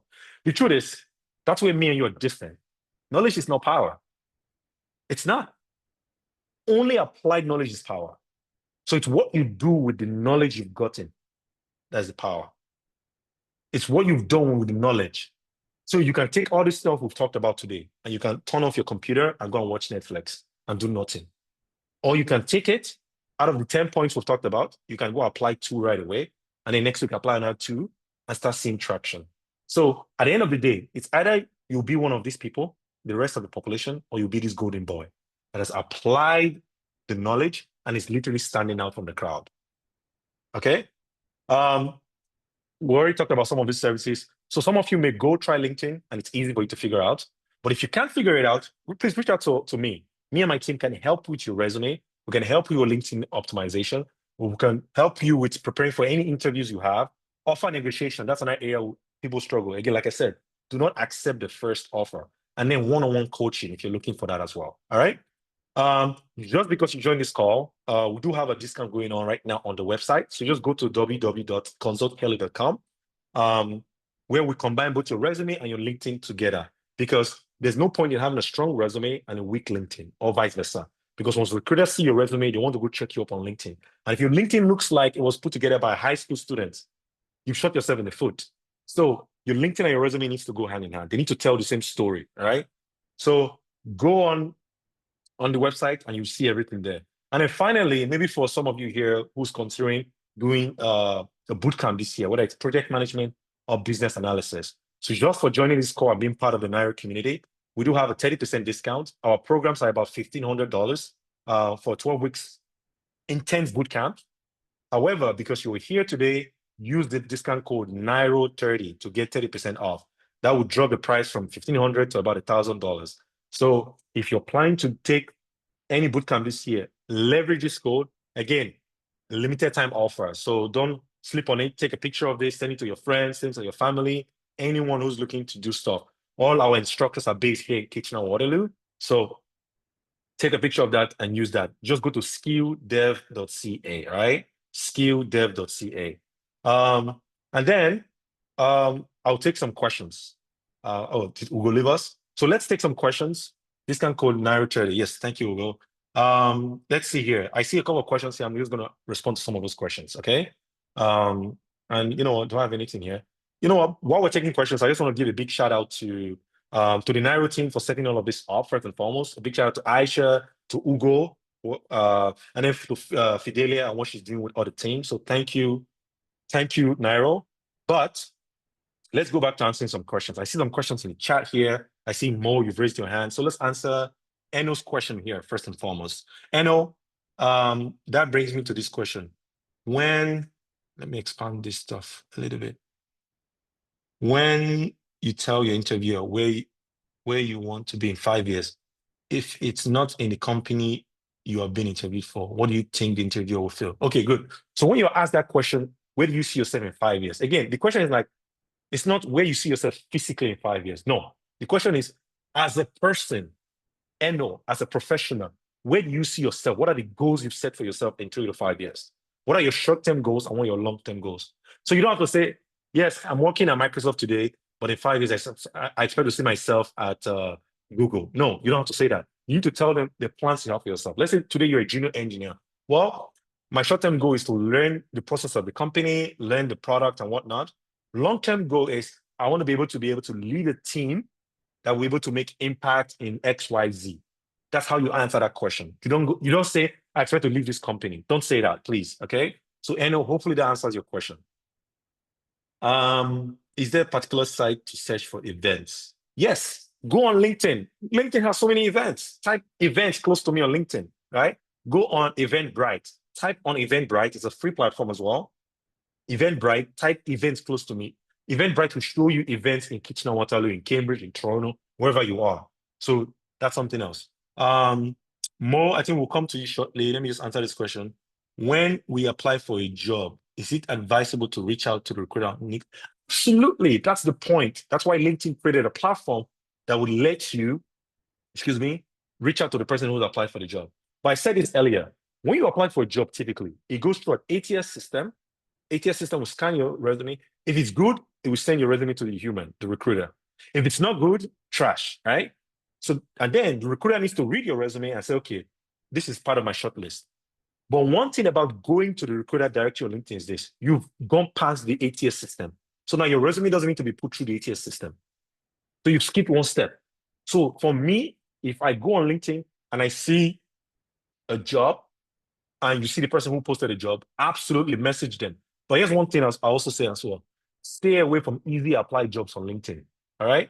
Stay away from easy apply jobs on LinkedIn. If you see a job on LinkedIn that's easy apply, my recommendation to you is go on the company website, find a job and apply straight from the website. Because I find out that a lot of recruiters are not setting up LinkedIn the right way. And I did an experiment in October last year where I applied for 20 jobs. Nobody called me through LinkedIn, easy apply. I did the same job application through each of those companies' website. I eventually got 6 calls, which led to 3 interviews. So again, stay away from easy apply jobs. And one thing I also say is this: if you are applying for jobs per week, I expect that in a day you're putting in at least 20 job application, because you should be able to apply for 4 to 5 jobs every hour a day. And if you set out, let's say 3 to 4 hours a day applying for jobs, and you can do 4 to 5 jobs in that hour, by the 4th hour, you're already at 20 jobs a day. At the end of the week, you're already at what? 100 jobs. So anybody who's applying for jobs here are not seeing traction in the job market. Look at your resume first and foremost. Look at your LinkedIn. And then whatever number of job applications you're putting out there, let's say you're doing only 10 a week or 20 a week, quadruple that number, because the higher the number you put out there, the better for you. I'm just telling you the way it is right now. And again, make sure you have one resume for the kind of job you're applying to. There's no need to tell your resume every time. It's inefficient. All right. So hopefully that answers your question. Success. Mo, drop your hand. Any questions? You can raise your hand. You can call my camera. You can ask a question, please. We still have a couple more minutes here. Was someone talking? Ask my question, if you permit me. Oh, please go ahead, Mo, please. Yeah, okay. Apologies. Thank you so much for the insightful session. It was quite helpful. Thank you very much. However, my case is a bit unique and peculiar in the sense that back in Nigeria, I owned my own business. Yeah. And you know the way it works when you come to Canada and you're trying to transition from being a student to PR, you have to work. So at that point, how do you advise that I structure my CV and my LinkedIn? Because you don't want to put there that, hey, I'm an entrepreneur, come and employ me, you know. Agreed. Yeah. That's a problem I see a lot of people struggle with. I'm actually dealing with a client that just came from Nigeria. He used to own a dealership in Nigeria, and now he's struggling. He's like, hey, Kelly, for the last 15 years, I haven't worked for anyone, and I'm just struggling. I just need to find something here for my family. He's still running the business in Nigeria, but I just want something here for now. The truth is this: does the company have a website? Does the company have a LinkedIn profile? The truth is, if you've been running a business in Nigeria, that means you've served in a role as operations manager. You've served in a role as project manager. You served in a role as HR person. So you need to tailor your resume to show that, hey, I worked for this company. You can find them online, right? I was the operations director, or I was the operations manager, right? Or the operations analyst. So that's how you need to package yourself. The truth is, yes, you ran this business for 5 years as the owner. But when you started the business, you were wearing multiple hats. You were HR person. You were project manager. You were operations person. So maybe decide which of this path you want to go, and then curate your resume to show, hey, I was the operations manager of this company from this time to this time, or you can show progression. Let's say you run the company for 5 years. You can say, okay, you started as call it like a junior role, call whatever role you want to call it, right? Let's say like project coordinator, and then you went to project manager, and then you went to operations manager or operations director. Does that make sense? That's how you need to package it. Because the fact is, you've actually functioned in this role because you were wearing multiple hats. That's how that's how I help out my clients. I know for some people there's some exceptions, but for most people in your case, that's how we package them. You've worked in these roles, right? So we need to show progression. You started here and then you climbed the way all the way here. But also be very careful that you don't. I tell people, try not to pick a position like VP of this company, because what will happen is you struggle in the Canadian market. So pick a role that is intermediate to senior, and then work within that that tolerance there. That's what I would say. Hopefully that answers your question, right? Mo. There are two Mo's here. There's Yes. Moriam. Okay. Yes, thank you so much. Great. So let me take one question, then we'll come to Mosu. I think someone said, nice presentation, Femi, but try to place a bet on people you don't know. People from other nations are doing it. Oh, absolutely. When I say, if you message me tomorrow, and I've never met you before, right? Just message me tomorrow, and the first thing you said is, can you recommend me for this job? I'll be a bit apprehensive.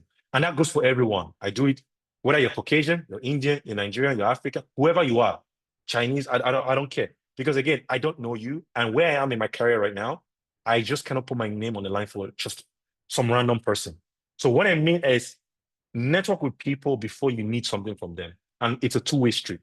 So if let's say you have this plan to apply to my company in like 2 months, I expect that you reach out to me today or connect with me today. You're engaging with me. I'm getting to see your name. I'm getting to see your face. And over time, when you come to me in 2 months or 1 month, it's easy for me to say, oh, this Femi guy, I've seen him pop up a couple of times. Okay, let me look at his page. Okay, cool. But if you just message me out of the blue tomorrow, I don't know you. And that's my principle. So it may not work for you, Femi, but that's where I stand. Okay? Network with people before you need something from them. Because if all you're doing is taking, it's a parasitic relationship. It's not a mutually exclusive relationship. That's my take on that. Let's see. Mo, let's take a question first. Let's take a question and I'll answer Essay's question. All right, thank you, Kelly. Well done. Good, great session. First, I'll just quickly like to add something to Marianne Williams, what you said to her. As a business owner, she can write that she was an EA, executive assistant, same a role in the company that transitioned to head admin and corporate services, operations manager, a lot of things, customer service associate and all of that. She can play around those roles to form, job experiences on her CV. So it will be rich enough for her to get job roles. As a business owner, you function multiple roles in your organization. So it will help. So to my question, for me, I am a student at the moment, and I quite have over a decade of experience coming back from Nigeria. We all understand this jackpot thing. You have to use one way or the other to get here. So a lot of people have said, by the time I'm done with school in April, we possibly have to maybe play down your experience to get a job just to get in. I understand, because at the moment I'm even a caregiver, to survive. But I just wanted to ask how visible in the workplace here in the Canadian market that is. Is it true? Like from transitioning from a certified project manager, do I have to start as a project coordinator or something just to get in? Or I can put my shots to look for roles that I fit in properly and not shortchange myself at the moment. Thank you. That's my question. Thank you. That's a great question. And I think you're in a very, I don't want to say very unique position. There's a lot of people I've worked with that had similar roles. I say it depends on the individual. Because from the way you speak right now, you're very clean, very straightforward. And I like it. Which means I would say you have two options. One of them is you can create 2 resumes that dumb things down for you. Like maybe takes you from a senior role to like a mid role or whatever, or from mid role to you say you had a decade of experience, so you're already senior. So maybe from a senior to a mid role, right? And then have another resume that's fully senior. And I'll say just go for it. Put things out there and see what comes back to you. The reason why I say that is there's some people that come and they just land. Let's say they come with permanent residence. they haven't really integrated well into the Canadian society. So it's hard for them. So there's some terminology, some business acumens that you were, let's say, a senior project manager in Nigeria, but you just landed in Canada. Yes, project management language is globalized, but you still don't really know how business is done here in Canada. So which means you may find a job, but you may struggle a little bit, right? So that's why they will say, take a step, take one step back a little bit, and they take 6 months, take 1 year, and then you go again. There's a reason why they say that, right? There's a reason, because they want to give you time as well. Because if, let's say, you are a project management director in Nigeria, you just land here as a permanent resident, and then you go into a company, automation company, to be their project manager, director. You may do well on the job, but you may struggle. And you know that role you're serving in is a very high-stake role. If you fuck up, they cut you. So a lot of people recommend take a step back, take 6 months, take 1 year, learn the business acumen, learn the landscape, and then go again. That's my take on you. But I think the way you've spoken very confident. So I think you may actually have a shot and give it a shot and say, okay, what happens? Say, give it 30 days, apply with your senior role resume and see what comes back. If nothing is coming back, then you're okay, you know what? Maybe I need to take you one step back. And one thing you can do, the trick is, on your resume, when you put the company you worked for, don't put location. Try not to put location. And also, the recent program you just finished, try not to put your graduation year. So the year you just took that program, try not to put it. Because it's another way, it's called a bias. A lot of recruiters have that bias, unfortunately. And one more thing to you guys here, I would say this. For those of us that are from Nigeria, especially Yoruba, there's something called a long name bias. Long name bias. So I see some names here. I see things like Oluwatibe.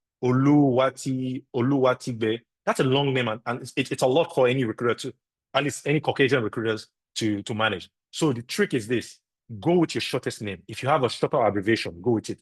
So you can use Lydia Olu. It's very easy for them to pronounce. The research came out last year where the same resumes, one had a long name, one had a short, same resumes. Most recruiters picked the ones with a short name and left the ones with long name. It's a bias. They didn't know they were participating in the survey, but that's what they found out. So long name bias is something. So if let's say your name is Ade Goke, right? You can just put Ade, leave it. But when it comes to your document you're signing, put your full name. But on LinkedIn, on your resume, keep the short name. Damilare. I think they can pronounce Damilare. But I've also seen people shorten it to Dami. It's easy for any recruiter to say, hey, hi, Dami. Keep it simple, right? So hopefully that answers your question there, Mo. I see a couple of questions here in the Very chat. well. Thank you so much. All right. Is it okay to leave out the work experience that are not relevant to the job you're applying to? And if so, what is the best way to fill those gaps? Absolutely. So on my resume, and maybe I can go here, guys. Let's go to the resume I showed here earlier. I showed one resume here. There's some keywords. Like I said, keyword matters a lot, guys. Keyword matters a lot for the resume. Here, let's look at this resume. Relevant work experience, relevant keyword, right? So if you look at the resume, there's some stuff I haven't put there. So when I enter this interview or when I take the call from the recruiter, they would ask me, oh, we noticed that you had this gap here, 6 months or 1 year. What happened there? I always tell them, oh, I only capture the relevant work experience that are relevant to this job. That's it. But I have this other experience that I was hustling, doing this for 1 year. I took a career break, or I was doing home care or whatever, right? That's it. But make sure you capture relevant work experience. Except, let's say you've only had 1 year, like one experience with one company for multiple years. Then it's fine to list all your, or maybe just 2 companies. If let's say you've only worked for 2 companies, one is relevant, one is not relevant, it's also okay to just list the second one there because you need to use up the space, right? But you also need to show progression over time. And what I would say is, even though that job is not relevant, look back at that job again. What are some of the skills in that job that are relevant in this new job? There's always some correlation. I'm an engineer today. Let's say someone's trying to become, I'm not an engineer anymore. Like, I'm still an engineer license, but I just don't practice anymore. I'm a project manager today. But let's say someone who's trying to be like me, doing PSW. As a project manager, one thing I do is stakeholder engagement, a lot of communication. As a PSW person, you're doing a lot of engagement and interaction, all right? So focus on those skills that are transferable. Ugo, are we out of time? Absolutely. My mic came on. Okay. So I sent the heads up earlier, but I know this is really engaging and to be honest, I wondered if we would be able to do 2 hours and have that kind of engagement. Yeah. I think this is the largest attendance we've had on this type of webinar, and I'm really, really excited and really, really happy at the engagement. All the times my screen went dark when you thought, did NEPA take lights? It was me taking screenshots. You know, I'm not in the Okay. job market. I'm not looking for a job or anything, but there was so much value in a lot of the things that you said. So much, so many nuggets that I think, honestly, anybody who wasn't here for any reason, they really cheated themselves. And I want to really celebrate everybody who came in. We started with about 28 people. At the top of it, we were about 35 people, and we've kept that number, which is really, really a record for us. So I want to thank everybody who was here today and took the time to listen. I hope you took the screenshots. Every time he said, take a picture of this, take a picture of this, I hope you did. This session was recorded and is going to be on the Nairo YouTube channel, so you can look it up anytime, go back, replay the videos. But honestly, this was super rich. I like these webinars that are done by people who are just like us. He came as a student, like many of us. He went through all the biases, struggled his way up. He's in tech, which many people are in tech and they're struggling, but he's making it. So he's telling you and he's keeping it real. There were so many things I wrote down to ask his questions. And before I got to the point, boom, he dropped it. Boom, he dropped it. So that he was really talking relevant stuff. So I won't keep you all much longer. I really want to say thank you so much, Kelly. People pay big money for this kind of information that you shared today, but you gave it to us for free, and we really appreciate it. Big shouts to you. Could you just put in your LinkedIn profile? Just put it in the chat. I want to urge everybody, click that link, follow him, message him, connect, ask questions. Right? Yeah, I know we didn't get to everyone's question, but please, yeah, I would Send those say questions to him. reach out, and yeah, no, I'm always glad to help. And I think one thing, the joy of all this is when people sit through these sessions and then they come back 3 months later, 6 months later, like, wow, Kelly, I'm glad I sat through this, and you know, see how my stuff has turned around, whether it's business or something else, right? So let me drop my stuff here. How do I change it? Okay, I'm just gonna drop it here. Yeah, you can just click on the link and follow me on LinkedIn and just send me a note. You can find me on LinkedIn as Kelly Boy. And no, I'm happy everyone showed up. And thanks to Nairo for putting this together. We're super excited. And yeah, I think enjoy the rest of your weekend, and hopefully on a future time we can collaborate on something else, right? Yeah. Thank you so much. Thank you. Thanks everyone. Eno, Musun, Adegoke, Damilare, Oluwaseun, everybody. If I didn't mention your name, thank you so much. And I hope you got something good. And we want to hear the testimonies, the feedback. Absolutely. Thanks, Kelly. Were you able to see my chat? I saw your chat. So you just message me on LinkedIn, please. Yeah, let's talk. Yeah. Okay. Jenny, All yeah, right. Jenny's awesome. Yeah, Jenny's awesome. All right, thank you. Thanks everyone. Have a good evening. Get some right. rest. Right. All right. And we'll see you Bye-bye. at the next webinar. Take care. Bye. Bye.